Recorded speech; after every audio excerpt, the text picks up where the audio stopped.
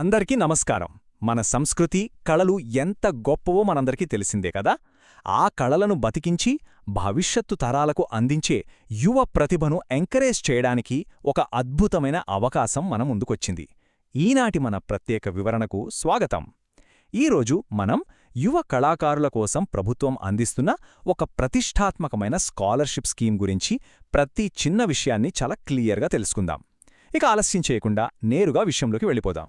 అసలు ఇది ఎంత ప్రతిష్ఠాత్మకమైందో చూస్తే ఇదేదో ఆషామాషి స్కీమ్ కాదండోయ్. అసాధారణ ప్రతిభను వెలికితీసే ఒక బృహత్తర కార్యక్రమం. భారత ప్రభుత్వ సాంస్కృతిక మంత్రిత్వ శాఖ, అలాగే centre for cultural resources and training అంటే CCRT వాళ్లు సంయుక్తంగా చేపట్టిన ప్రాజెక్టిది.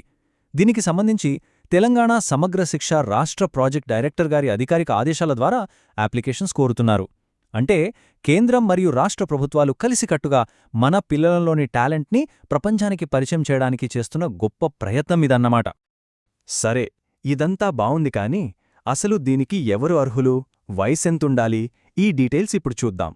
ఇక్కడ మనం ఖచ్చితంగా గుర్తుపెట్టుకోవాల్సిన వయసు 10 నుంచి 14 సంవత్సరాలు. దరఖాస్తు చేసుకునే విద్యార్థుల వయసు కరెక్ట్గా ఈ 10 నుండి 14 ఏళ్ల మధ్యలో మాత్రమే ఉండాలి. ఎందుకంటే ఒక కళలో వాళ్లకున్న ప్రాథమిక నైపుణ్యాన్ని పసిగట్టి దానికి సరైన శిక్షణ ఇచ్చి వాళ్లను సానపట్టడానికి ఇదే కరెక్టేజ్ కదా. కాబట్టి ఈ వయసు పిదల పట్ల మనం చాలా అలర్ట్గా ఉండాలి. పోనీ ఏ క్లాస్ చదువుతూ ఉండాలి, ఏ స్కూల్లో చదువుతూ ఉండాలి అనే డౌట్ రావచ్చు. విద్యార్థులు ప్రస్తుతం 7వ తరగతి నుండి 10వ తరగతి చదువుతూ ఉండాలి. అలాగే వాళ్లు చదివే స్కూల్ ఏదైనా సరే ఇబ్బందే లేదు. అది ప్రభుత్వ పాఠశాల కావచ్చు, లోకల్ బాడీ స్కూల్ కావచ్చు, ఎయిడెడ్ లేదా గుర్తింపు పొందిన ప్రైవేట్ స్కూల్ కావచ్చు. ఎక్కడ చదివినా సరే అసాధారణ ప్రతిభ ఉంటే చాలు, వారు ఈ స్కాలర్షిప్కు 100% అర్హులే. నిజంగా ఇది అన్ని వర్గాల వాళ్లకి ఒక సూపర్ ఆపర్చునిటీ కదూ. వయస్సు, క్లాస్ గురించి క్లారిటీ వచ్చింది. మరి ఏ కళల్లో ప్రతిభ ఉండాలి, ఏ రంగాలకి స్కాలర్షిప్ వర్తిస్తుంది అనేది ఇప్పుడు తెలుసుకుందాం. ఇందులో ఉన్న వెరైటీ చూస్తే మీరు ఖచ్చితంగా ఆశ్చర్యపోతారు. సంగీతం, నృత్యం, నాటకం, పెయింటింగ్, శిల్పకళ, క్రాఫ్ట్స్ ఇంకా లిటరరీ ఆర్ట్స్ అంటే పిల్లలు మధురంగా పాటలు పాడినా, అద్భుతంగా డాన్స్ చేసినా, నాటకాల్లో ఇరగదీసినా, లేదా అందమైన బొమ్మలు గీసినా, శిల్పాలు చెక్కినా, ఇలా ఈ 7 విభాగాల్లో ఏ ఒక్కదాంట్లో వాళ్లకి విశేషమైన టాలెంట్ ఉన్నా సరే వాళ్లని ప్రోత్సహించడానికి ఈ స్కాలర్షిప్ ఒక అద్భుతమైన వేదిక. ఈ ఆర్ట్ ఫామ్స్లో ఏ చిన్న టాలెంటున్నా సరే దాన్ని అస్సలు వదులుకోకూడదు. ఇదంతా వినటానికి చాలా ఎక్సైటింగ్గా ఉంది కదా. కానీ అసలు దీనికి ఎలా అప్లై చేయాలి, లాస్ట్ డేట్ ఎప్పుడు, ఇది చాలా చాలా ఇంపార్టెంట్. కాబట్టి కొంచెం శ్రద్ధగా వినండి. దరఖాస్తు చేసుకునే ప్రాసెస్ చాలా సింపుల్ అండి. ఫస్ట్ స్టెప్, అప్లికేషన్ ఫామ్స్ని CCRT వారి అధికారిక వెబ్సైట్ www.ccrtindia.gov.in నుంచి ఈజీగా డౌన్లోడ్ చేసుకోవచ్చు. ఒకవేళ ఆన్లైన్ ఫెసిలిటీ లేకపోతే కంగారు పడకండి, ఆ ఫామ్ జిరాక్స్ కాపీని కూడా హ్యాపీగా వాడుకోవచ్చు. ఇక సెకండ్ స్టెప్, ఆ ఫారాన్ని పూర్తిగా నింపి అవసరమైన డీటెయిల్స్ అన్నీ జతచేసి దాన్ని quality coordinator Shri E. Harikrishna గారికి సబ్మిట్ చేయాలి. పేరెంట్స్, టీచర్స్ వెంటనే ఈ పని మొదలుపెట్టేయడం మంచిది. ఇక్కడ మనం టైం గురించి చాలా అలర్ట్గా ఉండాలి. అప్లికేషన్ ప్రాసెస్ ఆల్రెడీ మే 21, 2026నే స్టార్ట్ అయిపోయింది.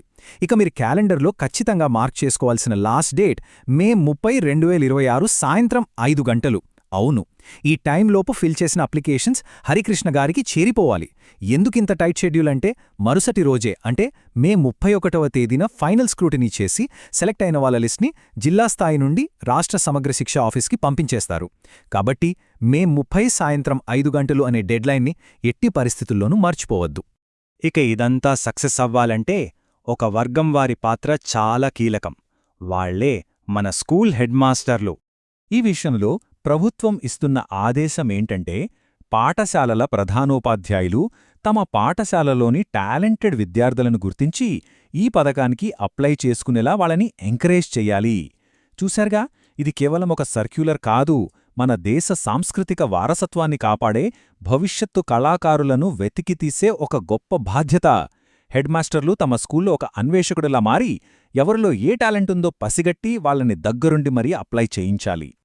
ఈరోజు ఈ ఎక్స్ప్లెయినర్లో మనం మాట్లాడుకున్న ఈ విషయాలు ఎక్కడో మూలనన్న ఒక అద్భుతమైన కళాకారుడి భవిష్యత్తునే మార్చేయొచ్చు. ఇప్పుడు మనల్ని అడగాల్సిన ప్రశ్న ఒకటే, మన సంస్కృతికి ప్రతీకగా నిల్చే ఆ అసాధారణ ప్రతిభ ఎవరిలో దాగి ఉందో గదా?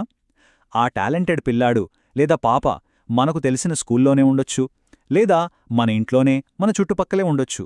సో ఈ సెషన్ అయిపోయిన వెంటనే ఆ ప్రతిభను వెతికే పనిలో పడదాం. లాస్ట్ డేట్ లోపు ఆ పిల్లలకి ఈ స్కాలర్షిప్ దక్కేలా చూద్దాం. ఈ ఇన్ఫర్మేషన్ మీకందరికీ తప్పకుండా యూజ్ అవుతుందని ఆశిస్తున్నాను. మళ్ళీ కలుద్దాం. ఇలాంటి వీడియోల కోసం మా ఛానల్ను తప్పకుండా సబ్స్క్రైబ్ చేసుకోగలరు, లైక్ చేయగలరు, అదేవిధంగా మీ ఫ్రెండ్స్తో షేర్ చేయగలరు.